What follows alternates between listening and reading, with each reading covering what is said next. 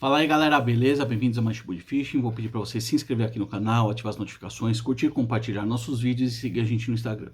Tendo alguma dúvida, deixa aqui nos comentários que a gente tenta ajudar e outras pessoas também podem tentar ajudar. Quer entrar no nosso grupo Telegram, o link está na descrição do vídeo. E se você puder, seja membro do canal, o valor é bem pequenininho e ajuda muito a gente na geração diária de conteúdo sobre pesca. Todo dia, às 18 horas, tem um vídeo novo aqui no canal sobre pesca. O link para ser membro também está na descrição do vídeo.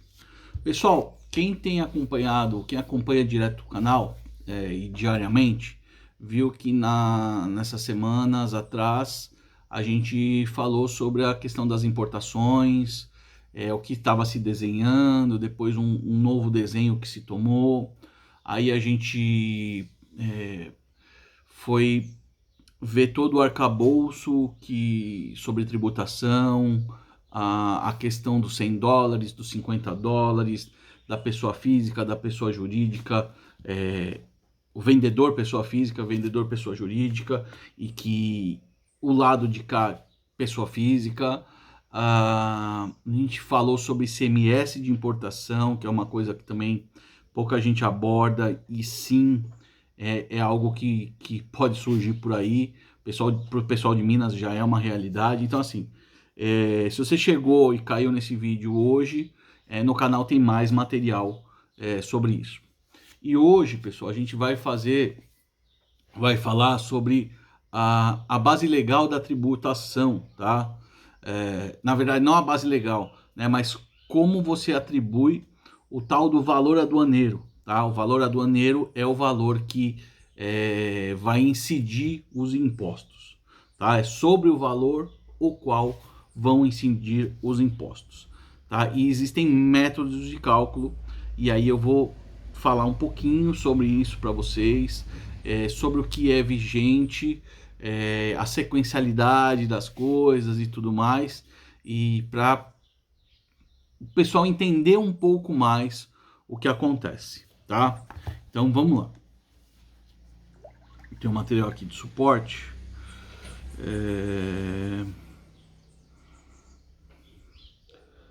Deixa eu abrir aqui.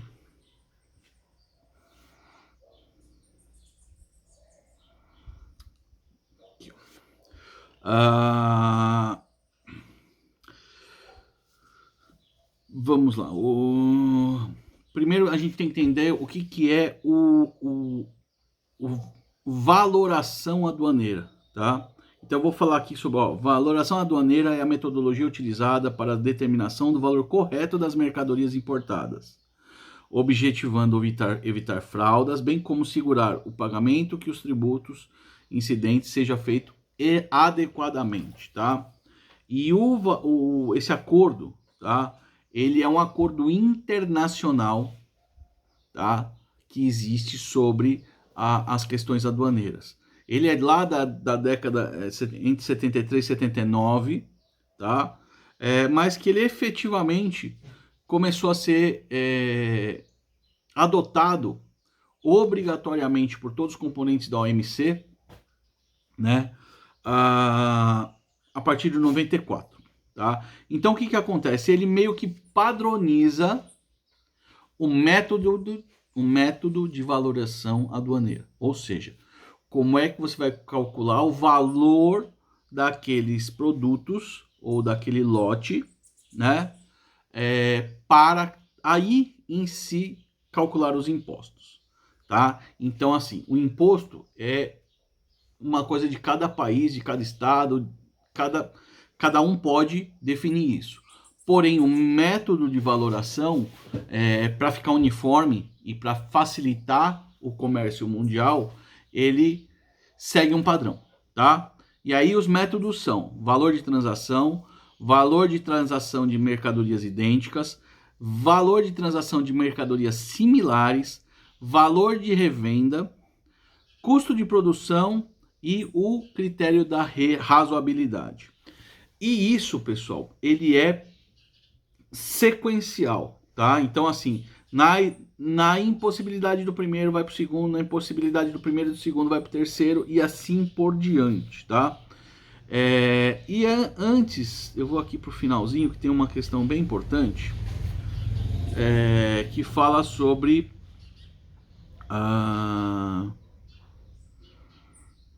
deixa eu ver, consolidação.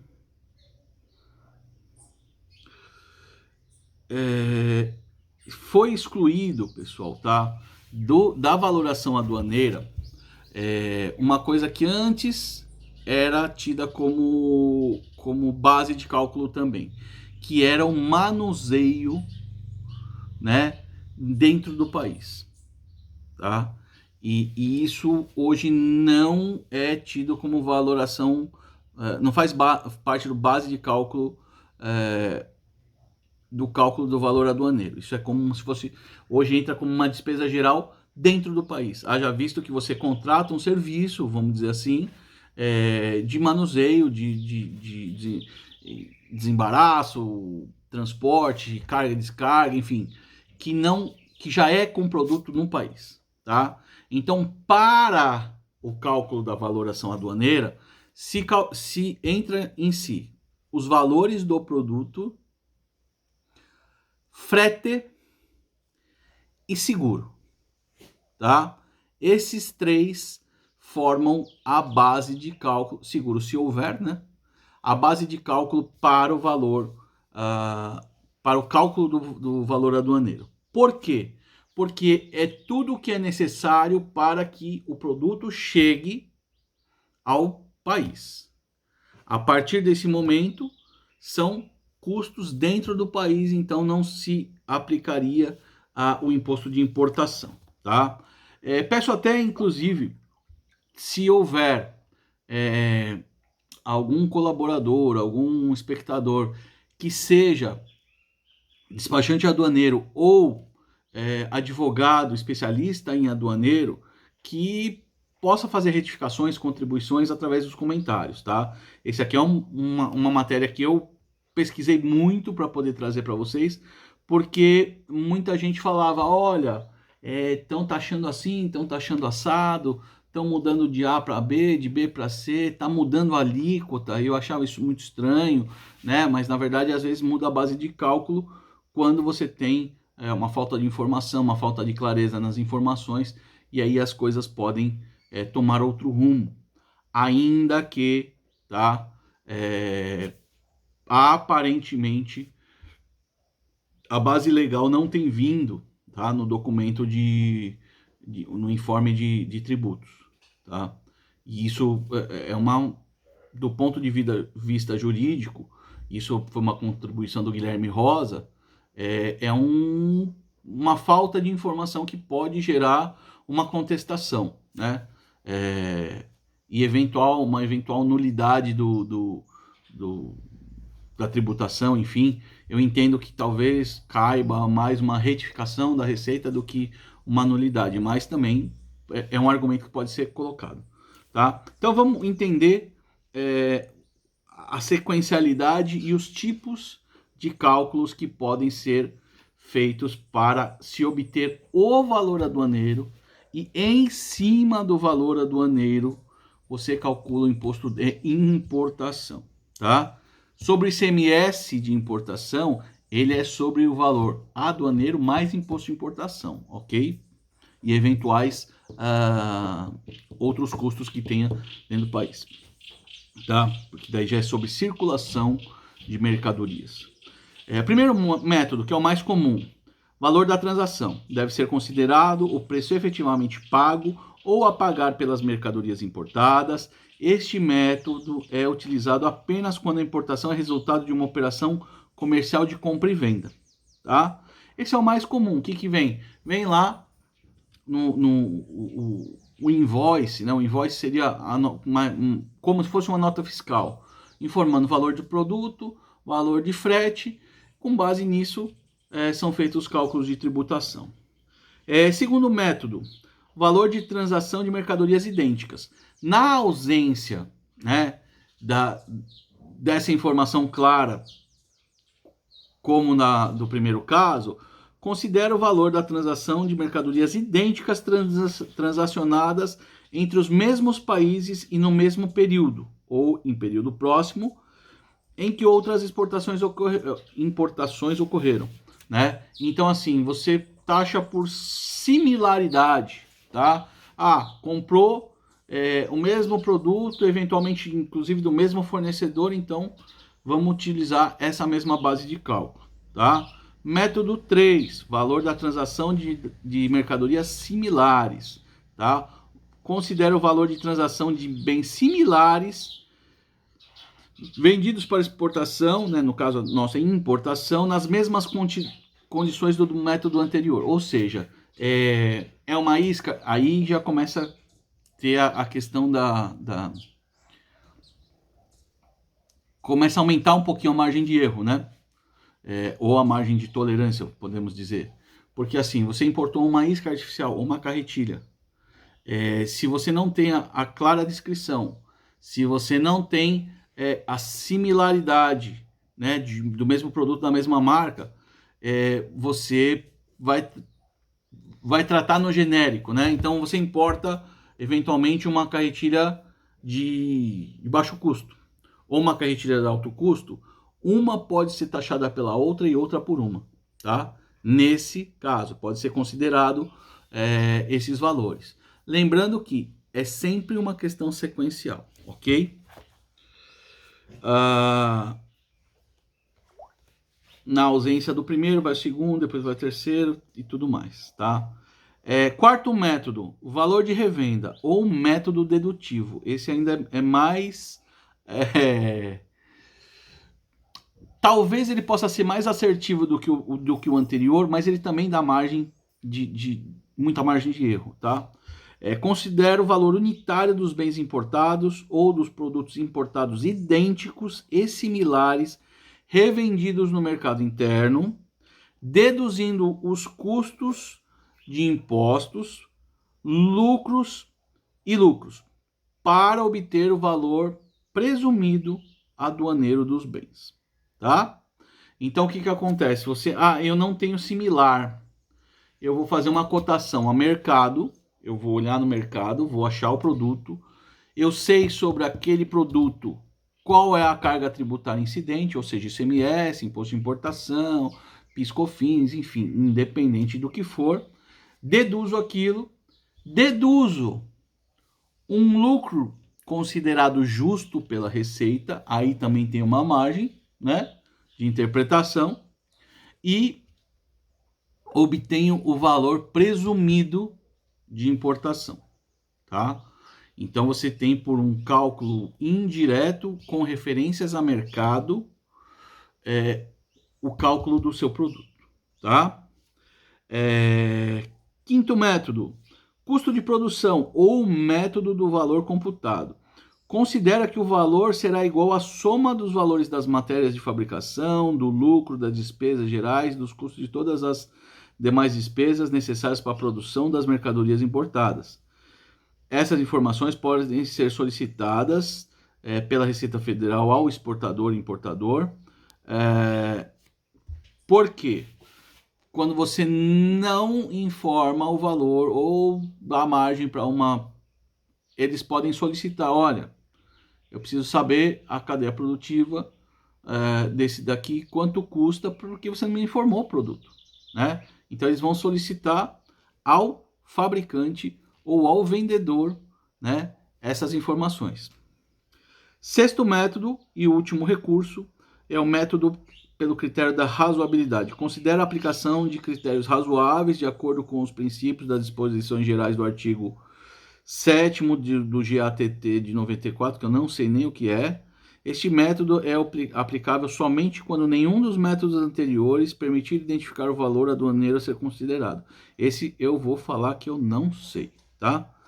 Na aplicação dos métodos é obrigado a observar a ordem sequencial, tá? Então, é preciso seguir a ordem sequencial. E aí, o que acontece, pessoal? Muitas vezes, a gente observa que existe um indício de fraude, tá? Isso a gente está falando na prática, a gente que é comprador. Existe um indício de fraude por informação errada do vendedor, tá? Então, assim, você compra uma carretilha de $200, de $300, e o importador, o vendedor informa lá os seus $30, $40, $49, que é geralmente o que eles informam, e muitas vezes passa, tá? Passa, por quê? Estaria dentro do limite permitido. Porém, a aduana pode fazer algumas coisas, né? Primeiro,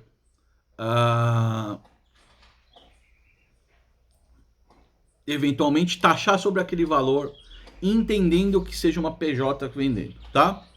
Então aí já cai aquele entendimento da normativa interna, que a gente viu que existem inúmeras decisões judiciais derrubando, né, esse entendimento da Receita. Não está derrubando em si a instrução ou a portaria, mas estão derrubando o entendimento e fazendo valer o decreto-lei, que fala em $100, desde que a compra seja por uma pessoa física, ok? Então, já temos aí um primeiro caminho. Então, enfim, eles tributam, podem tributar, usando a base legal de que acontece uma venda por pessoa jurídica, tá? O que o agente da Receita ele pode fazer? Ele pode olhar e falar, olha, esse produto não custa isso. Esse produto está sendo subvalorado. Então ele elimina o primeiro critério do valor aduaneiro e vai para o segundo, que seria por similaridade de compra do mesmo fornecedor. Ele ainda acha que isso não se aplica, ele vai para o terceiro, né? E aí vai para o quarto. Enfim, ele vai buscando, né, o que a Receita, o entendimento do auditor seja justo, ok? E aí vai tributar sobre isso. Só que quando ele tributa sobre esse valor, vai vir lá no descritivo valor aduaneiro, tá? Esse valor aduaneiro ele vai ser maior do que eventualmente a soma dos produtos. Por quê? Porque houve uma correção do valor aduaneiro, ok? E sobre esse valor aduaneiro incidem os impostos, tá? E se você tiver ICMS, vai ser valor aduaneiro mais impostos vezes que vai ser a base de cálculo para o ICMS, tá? Então, assim, é preciso sempre muita atenção, entender o que aconteceu, e nos casos de contestação, eu tenho vou fazer um outro vídeo. Já falei sobre alguns cuidados sobre contestação, vou fazer um outro vídeo sobre contestação, porque tem muita gente dançando e se complicando por conta de contestar, né, sem ter uma base legal, né, ou tentar contestar no afã, né, na emoção.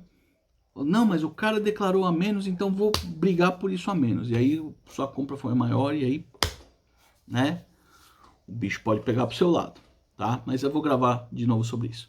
Um abraço, até a próxima.